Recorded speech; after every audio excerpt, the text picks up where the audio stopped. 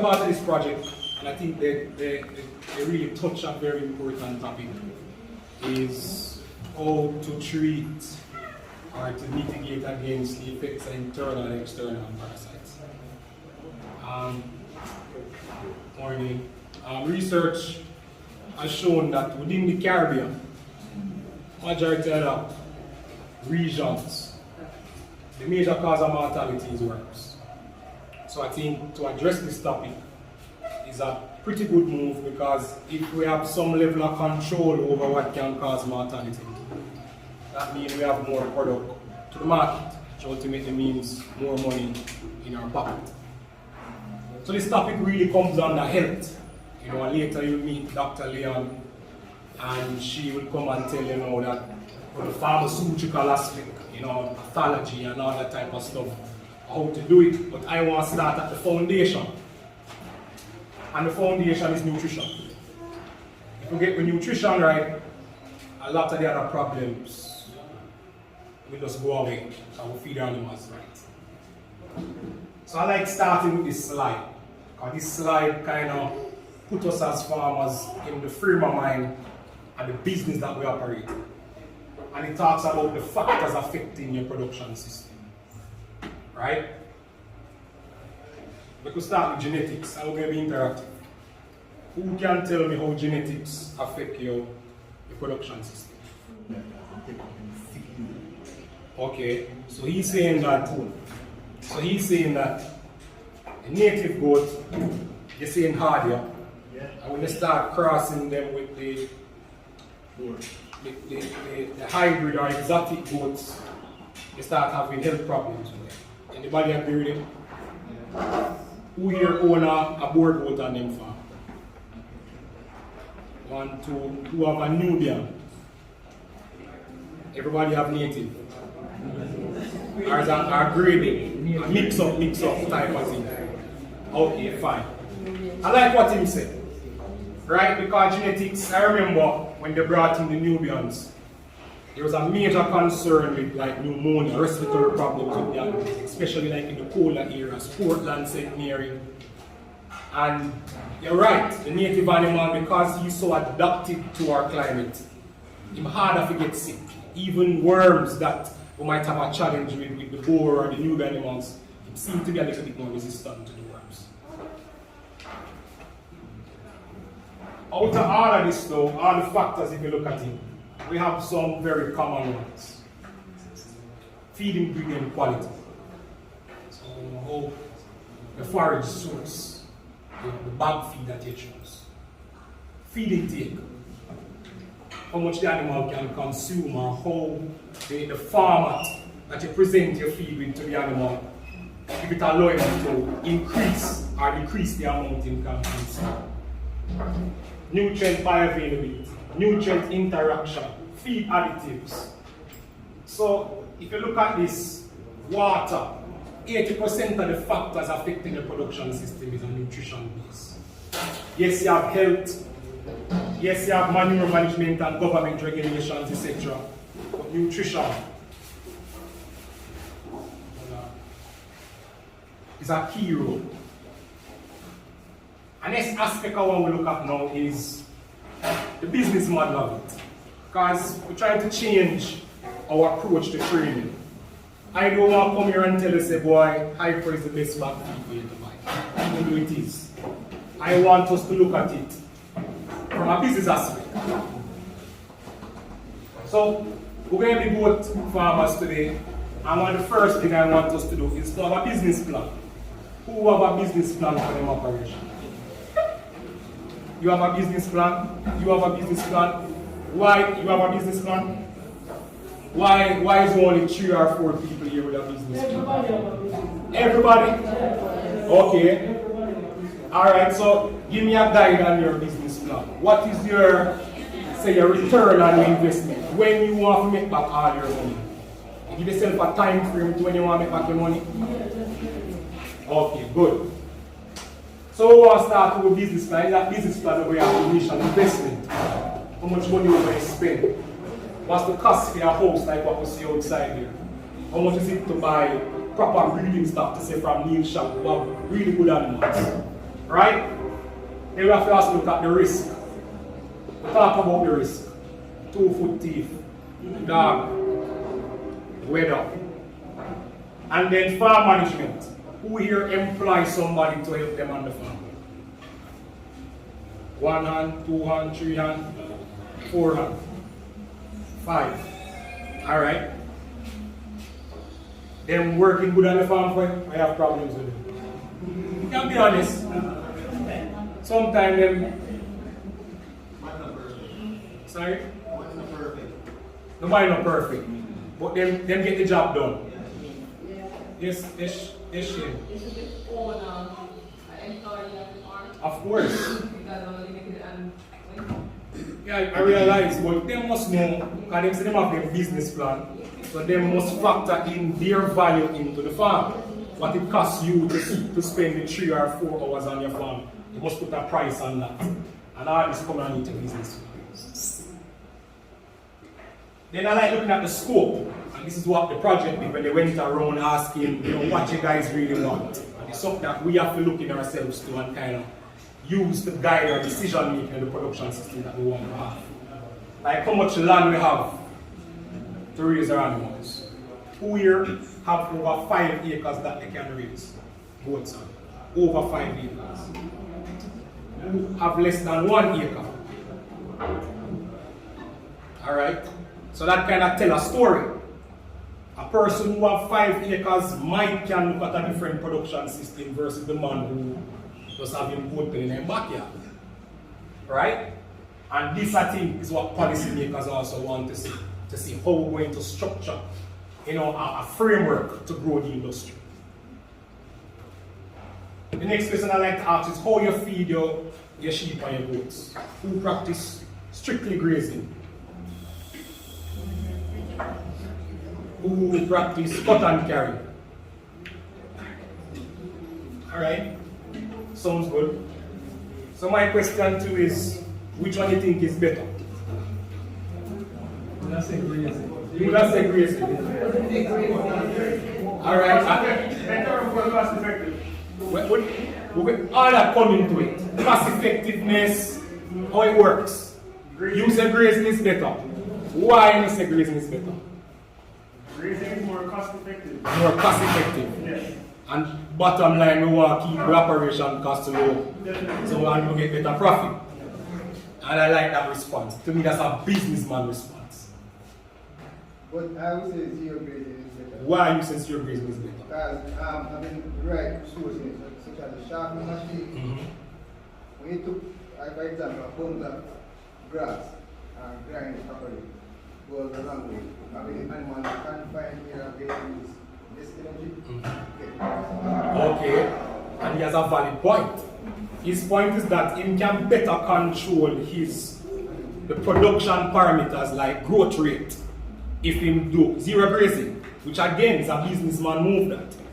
So I think it's give and take, and I think the factors that affect that influence which way you want to go comes down to the same question: how much land you have? It's really land tell it. Yeah, because proper rotational grazing. You need land. You need land to can do that. You need irrigation if you want to be consistent, because we have fluctuations. When the time get dry, grass stop growing. So how you can get it? You might have to end up to be doing the same cut and tree. Sorry? Start cut down tree. We'll get there. But again, to me both answers right. It just depends on the situation. But to be honest, if you want to put the goat farming based on Jamaica, based on how we stay as a country, we have to be going into that zero grazing mindset. Security. For security reasons, land reasons, we just need other players to come involved and can pick it up. Because we see that if it wasn't for tunnel housing for the poultry industry, we wouldn't be able to be 98% self-sufficient. That's what we see for those them doing now, caged tilapia fish, where we can control it and have it close to us. We're not seeing an increase in the production. So I think it's a very similar thing for sheep and goat. We have to find a more intensive model that can work for all of us. But sir, if I may add, one of the biggest issues that farmers and business operators in Jamaica face is the fact of financing. That's a very good And point. we're having all of these meetings and the right players are not here. Not well said. This is that nobody believes invests in farming. And Jamaica is one of the hardest countries to start a business. Because I kid you not, it is not cheap to start any farm, especially goat farm where you go to your grazing. Because the shaft machine costs money, to build the houses cost money. That's all of what we are doing here. I totally understand and agree with it, but the right players are not, because they literally don't believe in us as farmers, and that is the biggest problem every farmer faces. I agree. I agree with you so much that the sector to get access to capital is a big problem. I see the banks them come up with like loans for farmers, and then what you have to bring to them to get a particular set amount of money. Yeah, but them have to give them and get 20,000 small business, so that can't buy one That shop machine. can't go buy a shop or a goat or a proper Can't buy goat. one shop machine. I see you. That issue I think much bigger than this meeting, but I think the right ears, Mr. Murray hear it, and they know he's capable of finding a way to find some players who might be able to bring some form of access to capital, or showing them a way how to write a project to can get some form of grant funding. And there's many ways to make money. I think we can go grant funding. Yeah, we all of we love grant funding. Me love grant funding too. But we have to go with a good business plan to get the grant funding. Yes, A yes. very good business plan.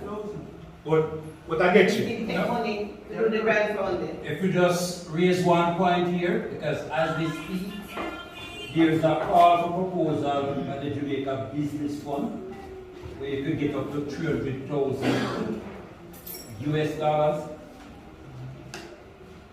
to do your business.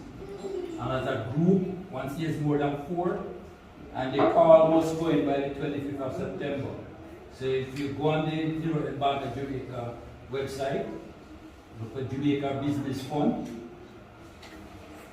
you might be able to get something for a And yeah, put all of these things together. I think you're right, Mr. Murray, because what I found out is that sometimes information is just in a one vacuum. And there's a lot of opportunities to get funding. Sometimes you have to know somebody or just look out. For example, JCF sit on a whole lot of money, but the problem is that the farmers are organizing themselves. They don't form corporate teams to can get access to these funds and prefer stay by themselves and try to own it. So it's a blame, it's both. If it's women owned, they'll provide a grant up to 85% up to that 300,000 US dollars. So there are ways. I think it's just a disconnect. So now we're going to the production time, right? Who in here do it for meat? Who is a sure meat farmer and dedicated to the production of meat? Beef. Anybody else? I don't see one and enough. So all up here is the pretty good farm, breeding stuff. That's what you guys doing for. Who doing milk? Anybody do the milk? Well, that is the purpose. That's the purpose you plan to go in there for milk. So the production type tell you what you need. How much pounds you can produce for the year. Breeding stock is your genetic merit auction system. A man come on your farm and you as a businessman look at where the market is. You say that man sell a goat for 150,000. So my goat going to be 150,000. A man might come on your farm and say, boy, for him love the animal, he will take him for 250. So a lot of people right now run down this. And I will know why. Can make more money out of it. Just by how a man feel. Say your animal look good. Right, Mr. Shah? You know what I'm talking about. This is the amount of milk you produce.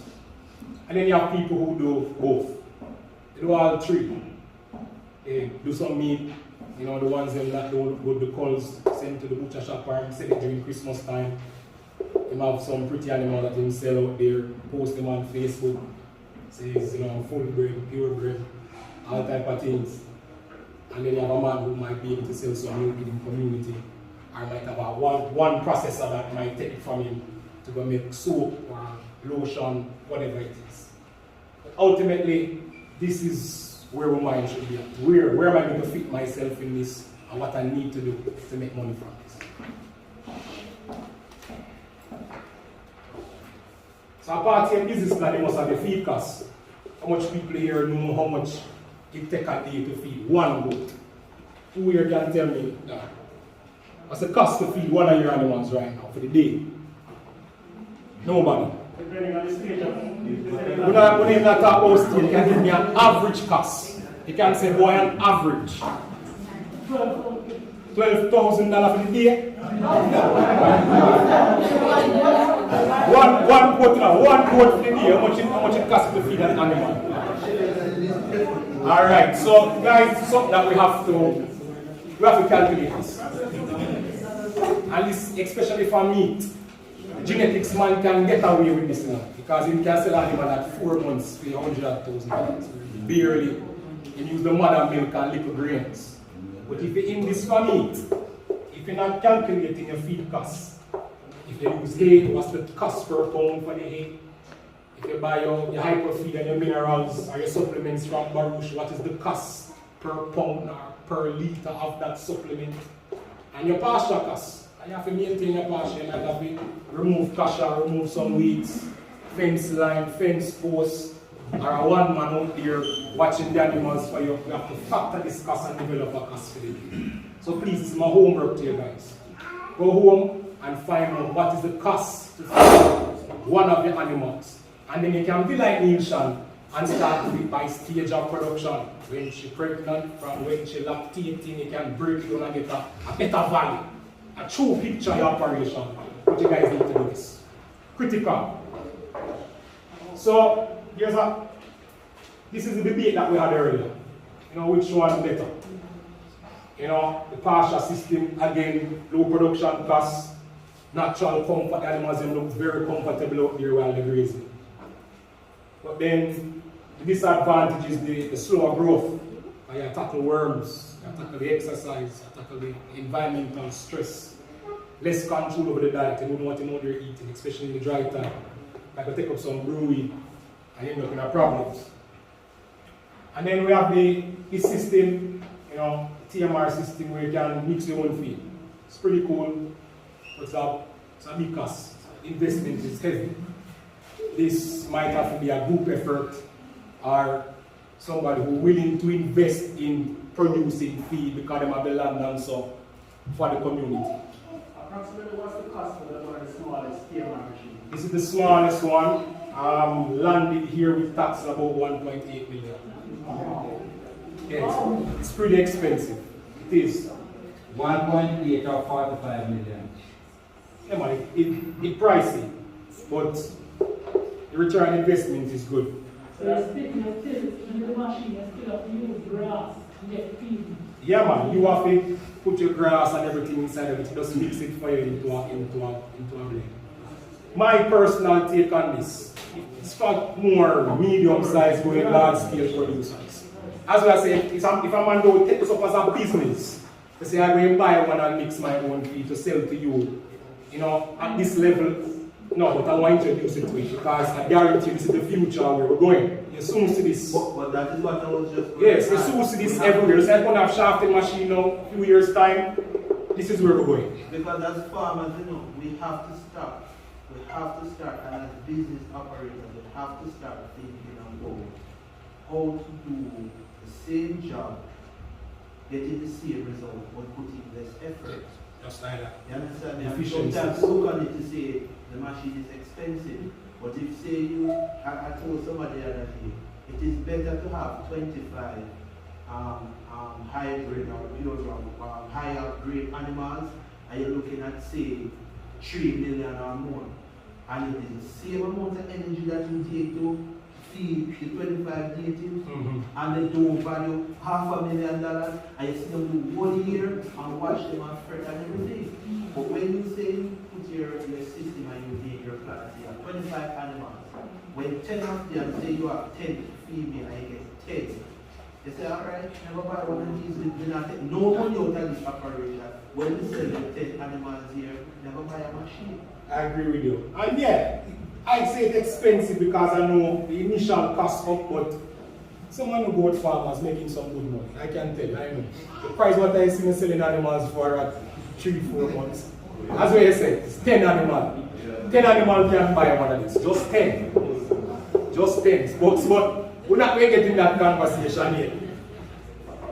And next thing important for you guys to understand the digestive system of animal. So we're going now into nutrition. We're going to the business part and we're going to start look at the science that affects us. Why we call them ruminants? Who can tell me why? I don't hear somebody. Sorry? Small intestines? No. 4 partitions in the stomach. That means them chew them cud. That means they can eat grass and they can utilize the grass. So this is how the stomach looks. It's 4 compartments. Reticulum is where the grass come and go back up. My favorite part is the rumen. The rumen is anybody can tell me? The fermentation fat. This is where the grass when the grass grows. If this stop working, it's serious problem. Yes, and what can cause a common problem I get is bloating. Feed too much grains, or you feed the goat rice, or you feed starchy grass that fresh when rain falling, just the animal side swell up and just drop. So we have to be careful of how we deal with this rumen. We have to keep this healthy. And healthy means consistent feed, good amount of fiber, and balanced amount of proteins and carbohydrates. Right? So this is the same thing we talk about a while ago. What the goat need, the balanced diet, minerals and vitamins. Where do you get the minerals and vitamins from? Where? Where do you get it from? Mineralites Plus. Mineralites Plus, so you know the product name. Free choice mineral. Free choice mineral. And molasses. Molasses. Give you some form of minerals in the molasses. And you get this from your back feed also. The carbohydrate. What's your main source of carbohydrate? Grass. Well said, guys. What's your main source of protein? Water. Oh, water man. Water man, yes, the boss. Water man is your main source of protein. I like that. Very high protein. And bread nut. Yes, guys. So from your grasses too, and your legumes and your trees, your major source. Where you get your fiber from? Same grass. What missing from this list? Water. Well said. So yeah guys, see here, pastures, as well as say, fiber, protein, carbohydrate. And you can get your minerals, carbohydrate and protein again from your bag feed or from your supplements. Baruch Prima. So intramine guys too, salt block, good source of minerals, and have the stress mix, similar to the mineralites plus. You can get all this from there. Right? So this is now nutrition part. Right, Neil? Nutrient requirement. Yes, sir. Based on the stage of production. Why is stage of production important? Who can tell me? You can't tell me Neil, more on somebody else. Tell me, boss man. Determine if you are to increase your nutrients. You hear him say, right? You hear him say? Talk louder, run about your ear, Papa. It will determine whether to increase your nutrients or not. Depending on the stage of time. So you hear him now? So him say, him use it as a guide to know if you need to increase in nutrients or not. Well said. Environmental adjustments. So you carry animals from different parishes or it become dry time versus wet time. You have to make some adjustments to your feed. The animal size and breed. There's no way we feel a native goat the same way we feel a bull. No way. And then the body conditions go. Right? So here is our graph that shows you the effect of breed on energy. So see the native goat here, 90%. You have a boar goat looking at a 10% increase in what energy requirement it might need. Now to a dairy animal, you're looking at an increase of 30% because it's lactating. So remember that. We have to adjust the feed based on the breed of the animal. Lactation, non-lactating, animal run up and down.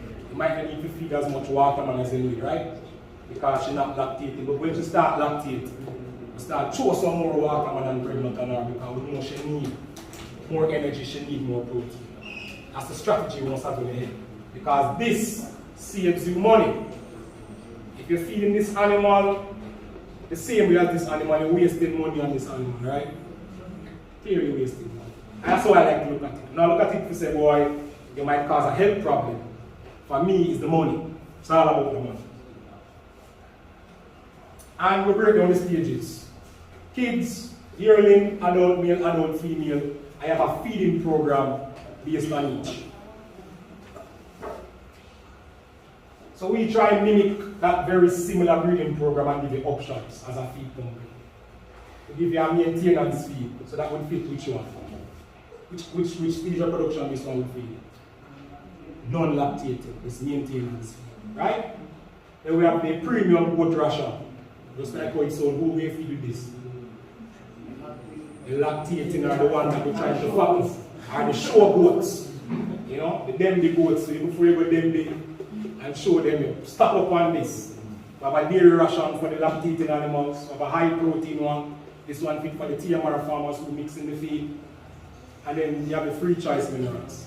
But the greatest thing for you guys is that there's really just, to me, the most critical one at this list. Who can tell me which one of these options will be the most critical one on the list? Dairy. No. And I love it was the goat ration. And I'll be happy. The company would be happy if it was the goat ration. But the free choice minerals is the most important one. I believe everybody should have on them. Because we don't know what, if you're not doing testing to know what your mineral composition is from your grass, from whatever it is, you might be deficient. So just to be safe, you give them the free choice in animals to take what they want. And minerals is very important. Copper helps prevents worm. It's a fight against worm is copper. Right? To boost fertility. Selenium and vitamin E. Critical if you want your herb to be fertile. That is what I'm doing. You know if your pharmacy has the injection with selenium and vitamin E. Honestly, I'm not sure. When? Fertility issues. I'm not sure if you have it. I'm not sure if you have it. Okay. Injectable money. Okay. She's saying that they would have it. But then they also have I'm not sure if you use the mineral block or the free choice. It do come with some selenium. The selenium level is too low, so you want an injectable. I experimented with a gel from WUSC that it works. But the thing with it, I have to be using it every month and it's same to catch it. Then it's probably when you're I get you. I get you. The injection was like 6 months. Alright. We should, but ask the vet later, and I'm sure she can give you the name, or ask Vanessa, she can give it to you, where you can get that injected. Yeah. And yeah, guys, the minerals, so we're talking about here, you have the black version, and you have the granular version. That you guys should all have on your farm. So we're going to talk about body condition squared. Who know what this is? Anybody? Nobody? Neil, tell me how you use this on your farm. Alright, so the body condition score basically, I use that to determine how much concentrate I give my animals, Okay. as well as when I'm going to be breeding my animals. You know, I try my best not to get my animals too fat to breed them, and I don't want them too skinny to breed them either. So I try to breed at like a 3 or 4, 3.5 somewhere there, to breed my animals. Well said. So say a man using proper management in decision making.